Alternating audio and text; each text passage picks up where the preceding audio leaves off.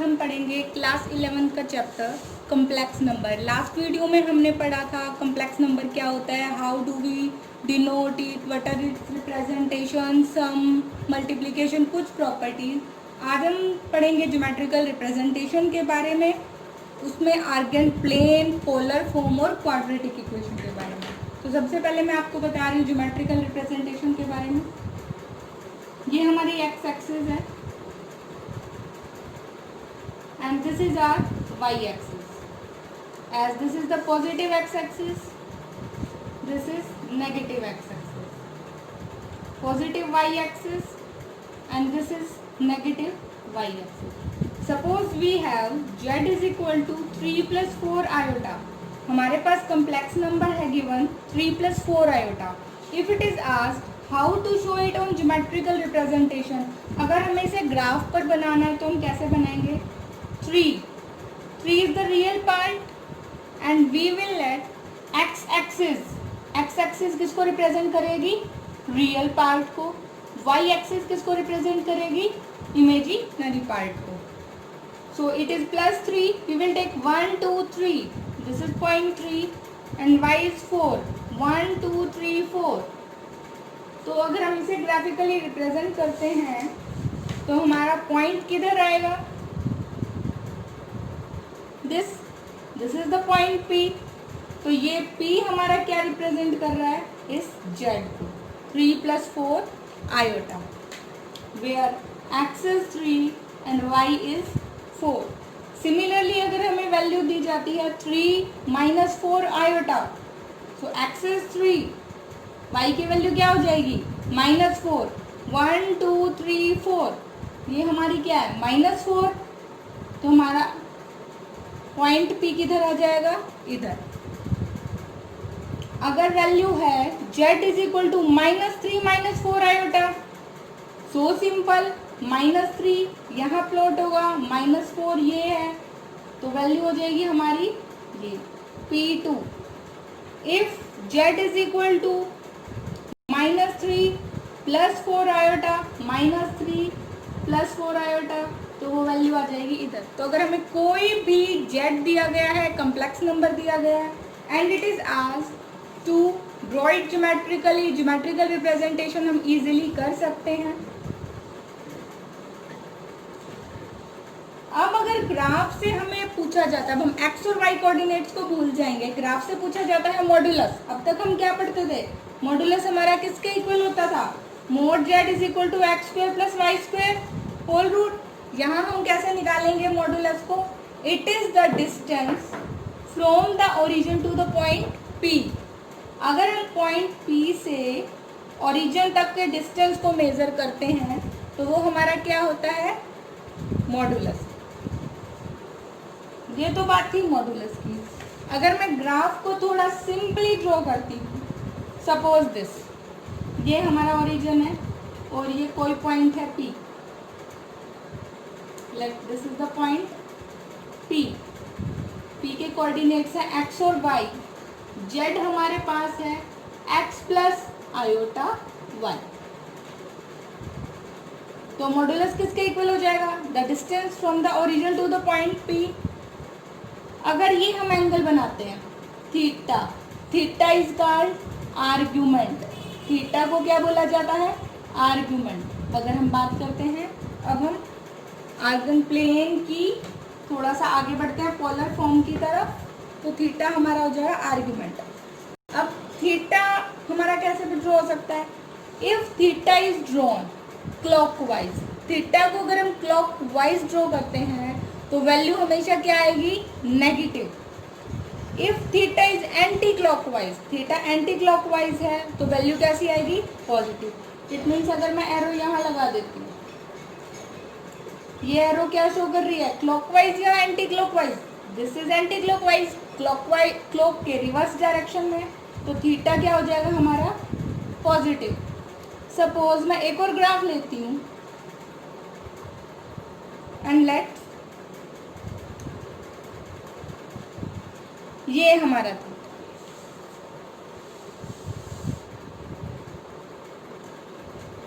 या फिर मैं इसको ड्रॉ करती हूँ इस वे से, वैल्यू सेम आएगी।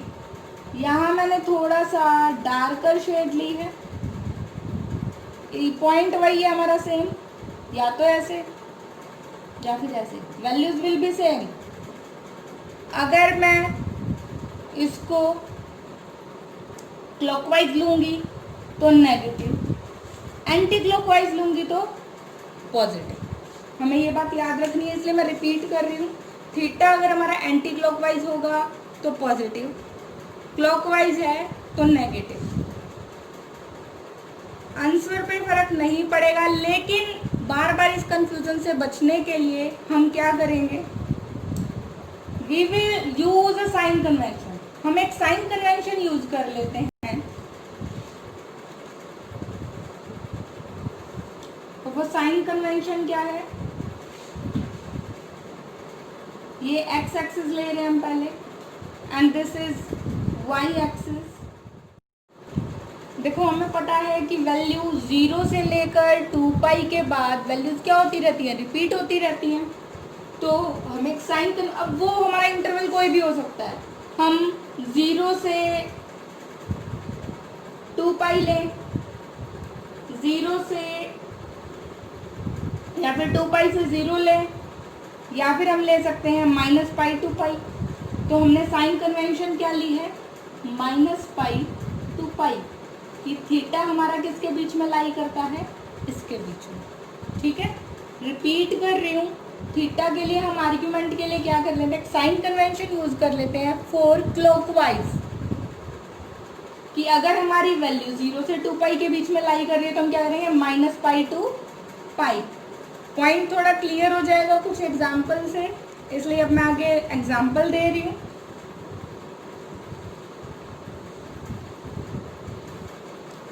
Suppose we have z is equal to x plus iota y. Example से पहले मैं आपको ये बताना चाहूँगी कि इसको पोलर फॉर्म में कैसे कन्वर्ट किया जाता है, क्योंकि जो आपके क्वेश्चन आएंगे वो कैसे आएंगे, reduce the equation into polar form, या फिर आएगा find the modulus and principal argument. तो इसको पहले सॉल्व करते हैं।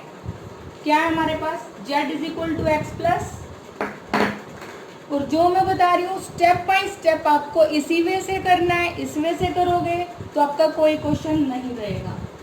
z is equal to X plus iota Y, we will let, ये हम किस में कर रहे हैं, पोलर फॉर्म में। पोलर फॉर्म के क्वेश्चंस के लिए हमें ऐसे करना है, let x is equal to r cos theta, y is equal to r sine theta. ये हमारी फर्स्ट इक्वेशन है, हमने लेट कर लिया x को r cos theta. Second equation है, इसमें y को लेट कर लिया है r sine theta. On squaring and adding we get, on squaring and adding, अगर दोनों इक्वेशंस को स्क्वायर और ऐड कर दें तो यहाँ क्या हो जाएगा, एक्स स्क्वेयर, इधर r square cos square theta. Second equation क्या बन जाएगी, y square is equal to r square sine square theta. Add करेंगे साइन चेंज नहीं होंगे, सब्ट्रैक्शन में साइन चेंज होते हैं। We get x square plus y square is equal to r square cos square theta plus sine square theta. 10th class में identity होती थी cos square theta plus sine square theta is equal to 1। So x square plus y square is equal to r square, identity की value put कर दी 1।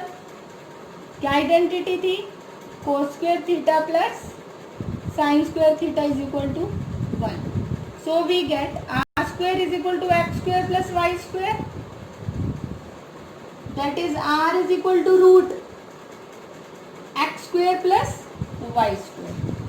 Are क्या था हमारा, modulus. अभी अभी मैंने आपको बताया था the distance from the origin to the point P is called the modulus. Modulus की वैल्यू क्या थी, x square plus y square whole root. इसे चाहे आप आर बोलो या फिर आप ऐसे बोलो, लेकिन आर को हम क्या बोलते हैं, मॉडुलस। पहले हम मोड जेड लिखते थे, थोड़ी सी हमने ट्रांसफॉर्मेशन कर दिया, मोड जेड की जगह क्या बोलेंगे, आर, बट नेम वही है, modulus. Next thing is theta. Theta अगर मैं दोनों इक्वेशंस को डिवाइड कर दूं, if I divide second by first, तो क्या लिखेंगे, on dividing equation 2 by 1, equation 2 को फर्स्ट से डिवाइड करने पर हमें क्या मिलेगा, y upon X is equal to R sine theta divided by R cos theta, R से आर आपका कैंसिल हो जाएगा, y upon X is equal to sine upon cos tan theta, then I get theta is equal to tan inverse y upon x.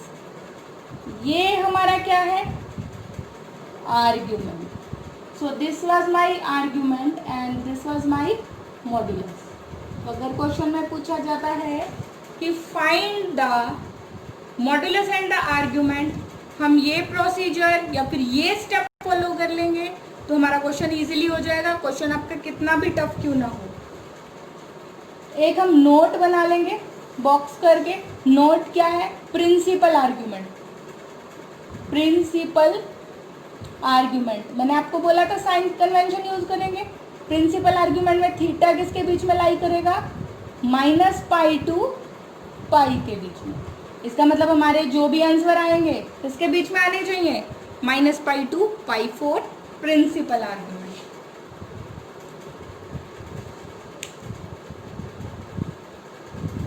अब इसी पर based हम एक दो क्वेश्चन करेंगे, जो मैं कह रही थी एग्जाम्पल। अब मैं आपको एग्जाम्पल कराऊंगी, जितना भी बताया है वो सभी पॉइंट्स अब उस एग्जाम्पल से क्लियर हो जाएंगे।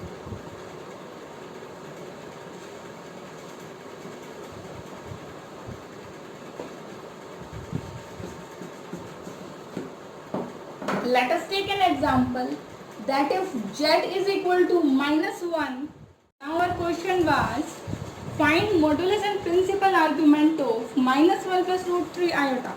z की वैल्यू क्या है हमारे पास, -1 प्लस √3 आयोटा। अगर हमें याद नहीं रहता ये cos थीटा होगा या sin थीटा, तो एक और हमारे पास ट्रिक है, z is equal to r cis theta. z क्या था, x plus iota y, r cis theta, c cos, s sin और I स्टैंड्स फॉर आयोटा। इसका मतलब क्या है, फर्स्ट x है, x के साथ cos, y आयोटा के साथ है, यहाँ sin के साथ है, y sin। तो हम ये याद रखेंगे, -1 क्या हो गया हमारे पास, cos। So we will let r cos theta is equal to -1, r sin theta is equal to √3।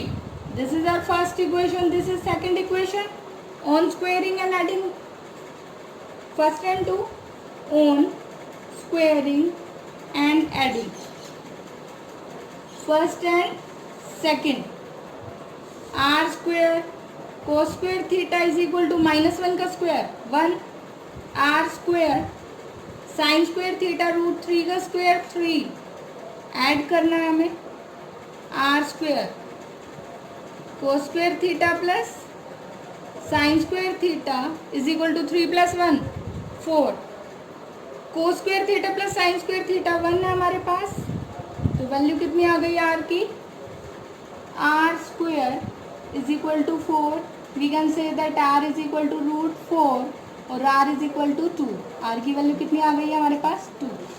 जब भी हमारे पास वैल्यू रूट को हम सॉल्व करते हैं तो वैल्यू किस में आती है, प्लस माइनस दोनों में आती है। तो मॉडुलस हमारा क्या हो गया, लेकिन हम सिंपली लिख देंगे मॉडुलस इज, r की वैल्यू हमारी क्या आई है, हमने जो स्क्वायर था इधर रूट हो गया, r क्या आ गया 2, तो मॉडुलस कितना हो गया 2। तो मॉडुलस हम फाइंड आउट कर चुके हैं। नेक्स्ट हमारी टास्क क्या है, प्रिंसिपल आर्ग्यूमेंट को सॉल्व करना। आर्ग्यूमेंट के लिए क्या बताया था मैंने, अगर हम यहाँ देखते हैं r cos theta is equal to r cos theta की वैल्यू कितनी है 1, r की value 2, cos theta is equal to 1, cos theta is equal to 1/2, r sin theta, sine theta कितना है हमारे पास, √3। आर की वैल्यू 2 है तो sine theta is equal to √3/2। ये वैल्यू थी -1, तो ये क्या है -1। लेकिन मैंने आपको कैसे बताया था, theta is equal to tan inverse y/x, ऐसे बताया था ना। तो थीटा की वैल्यू क्या आ जाएगी हमारे पास, tan inverse y is the imaginary, that is √3 and this is -1। इसमें कई बार स्टूडेंट्स कंफ्यूज हो जाते हैं कि ये वैल्यू हमारी माइनस लें पॉजिटिव लें, तो हम अलग अलग भी कर सकते हैं, ऐसे भी कर सकते हैं, आंसर सेम ही आएंगे दोनों में से। अब यहाँ हमें क्लियर क्या हो जाएगा कि कोस थीटा क्या है, नेगेटिव, साइन थीटा क्या है, positive.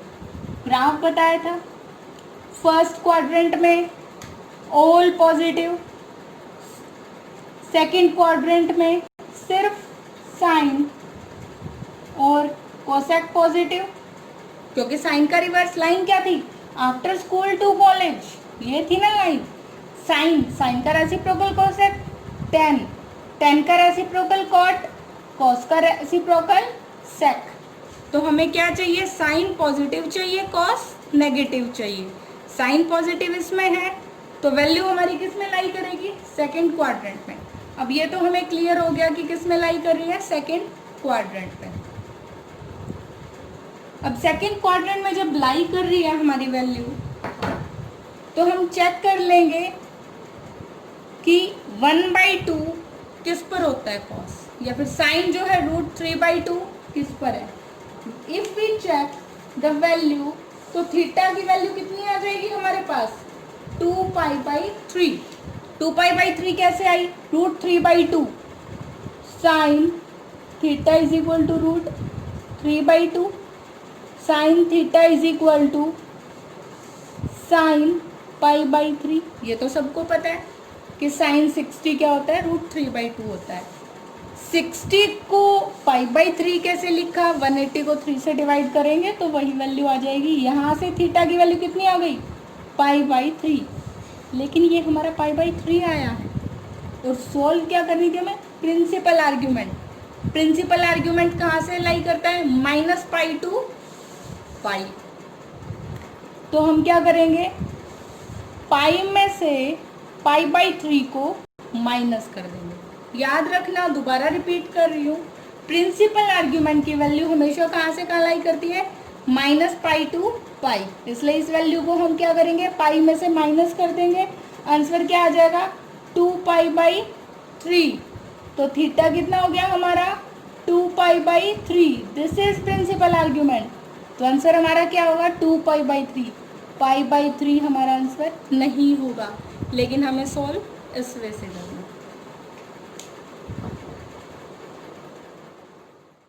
Now our next question is express in polar form 1 + 7 iota 2 - iota whole square. यही क्वेश्चन ऐसे भी आ सकता है, फाइंड मॉड्यूलेशन प्रिंसिपल आर्ग्यूमेंट, क्योंकि पोलर फॉर्म क्या है, जस्ट उससे नेक्स्ट स्टेप है। जब हम मॉड्यूलस और प्रिंसिपल आर्ग्यूमेंट फाइंड कर लेते हैं, उसके बाद जो हम 2 लाइन्स ऐड करते हैं वो होती है हमारी पोलर फॉर्म। करेंगे कैसे वो भी देखते हैं। क्वेश्चन बस देखने में टफ लग रहा है बिल्कुल ही easy. We are given that 1 + 7 iota 2 - iota whole square. ये क्या है हमारा, जेड है। जेड होता क्या है, x + iota y, लेकिन यहाँ आयोटा डिनोमिनेटर में भी है, तो हम इसको सॉल्व करेंगे। 1 + 7 iota 2 + iota whole square, a - b whole square की आइडेंटिटी यूज करेंगे, a² + b² - 2ab, but we get 1 + 7 iota 4 iota square की value -1 - 4 iota, that is 1 + 7 iota 4 - 1 3 - 4 iota। क्या अब हमारा सॉल्व हो गया, नहीं, अभी हम इसको रेशनलाइज करेंगे। The next step is rationalise. So on rationalising,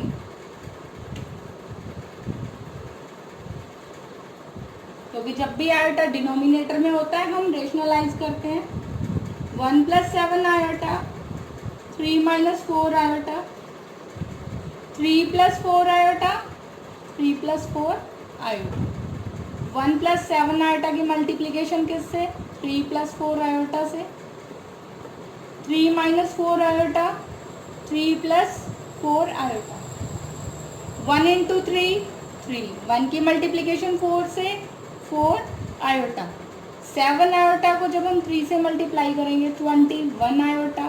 7 iota को 4 आयोटा से 28 आयोटा स्क्वायर. डिनोमिनेटर में हमारी आइडेंटिटी बन रही है a - b a + b, that is a square minus b square. Now we get 3. 4 + 21 25 iota. Iota square की value -1. 3 का square 9, 16 iota square. That is 3 + 25 iota -28.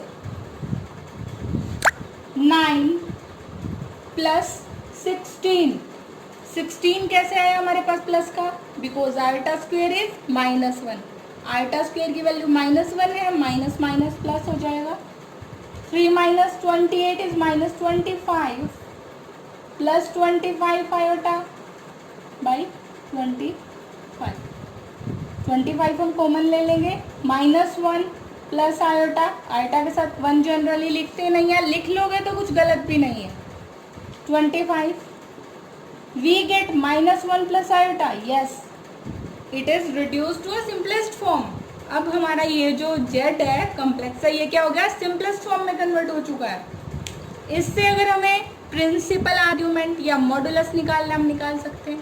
Yes, अभी पिछले एग्जाम्पल में करा था. r निकल जाएगा सिंपली हमारे पास, थीटा भी निकल जाएगा. हम सिर्फ इसको क्या करेंगे? पोलर फॉर्म में कन्वर्ट करेंगे.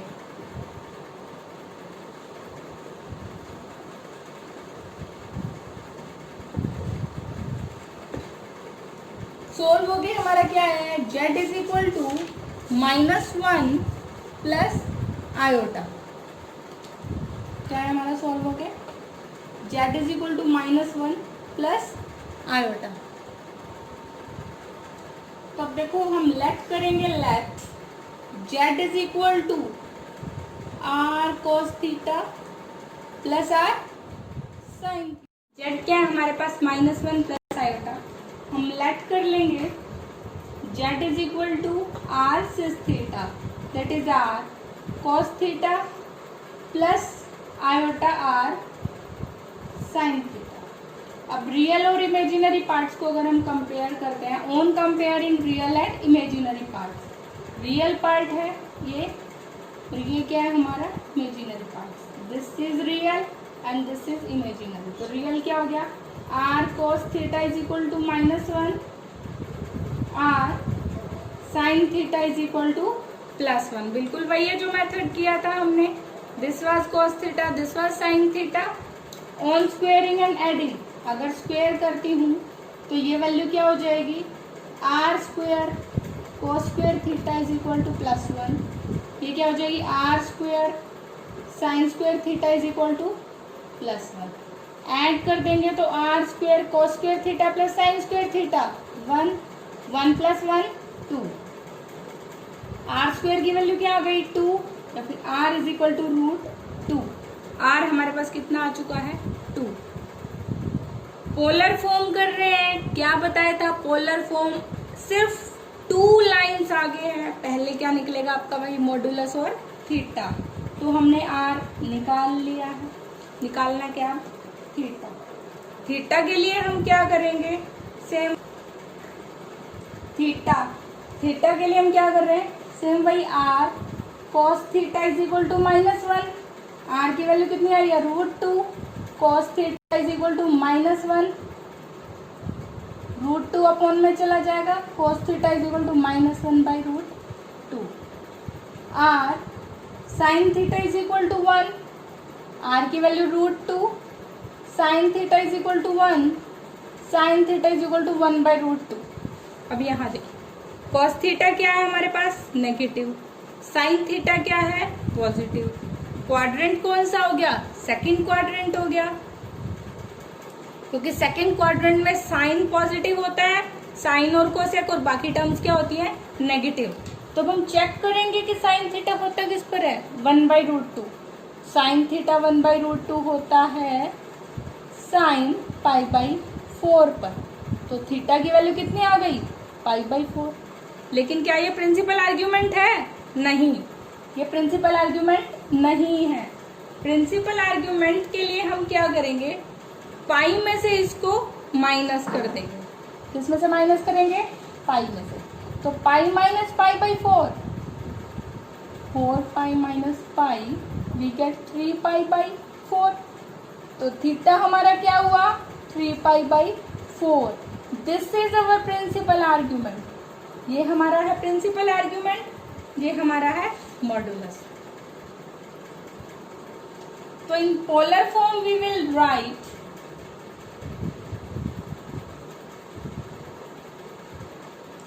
इन पोलर फॉर्म। कैसे करेंगे पोलर फॉर्म में, z is equal to r cos theta plus iota sine theta.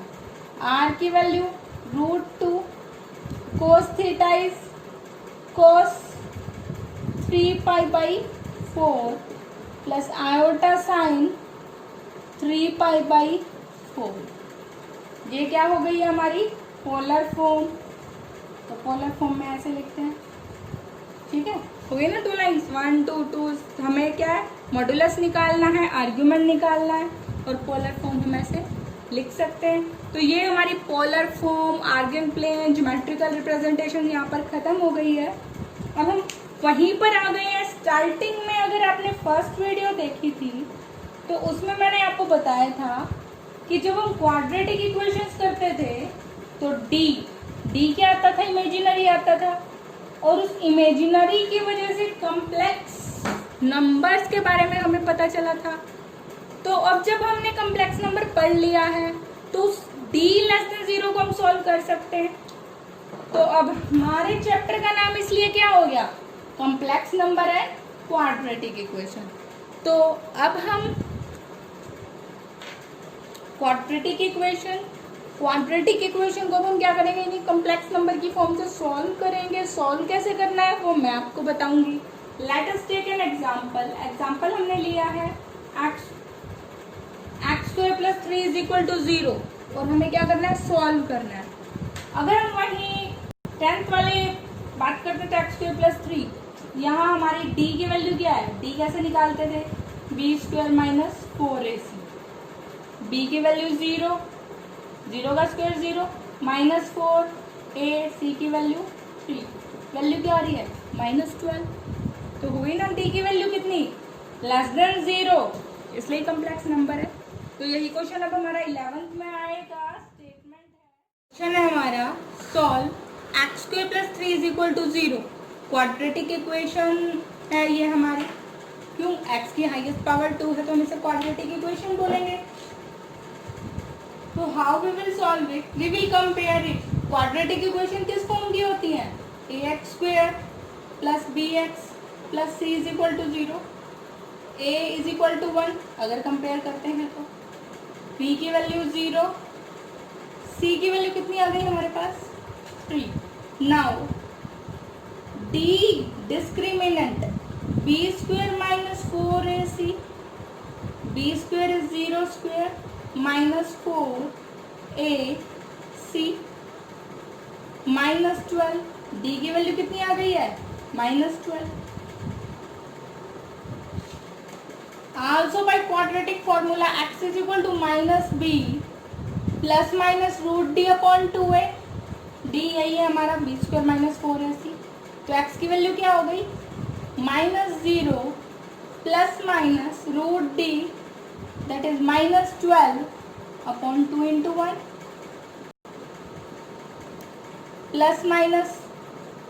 ±-12।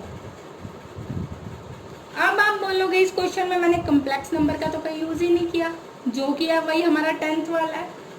तो कॉम्प्लेक्स नंबर यूज होगा हमारा इस स्टेप पर।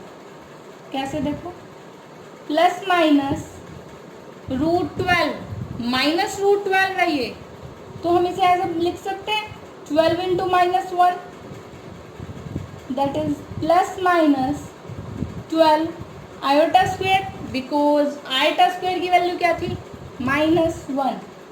Now we get plus minus √12 iota upon 2, और 12 को कैसे लिखेंगे हम, plus minus 2√3 upon 2 iota, that is plus minus √3 iota. X की हमारी वैल्यूज क्या हो गई, hence x is equal to plus √3 iota, x is equal to minus √3 iota.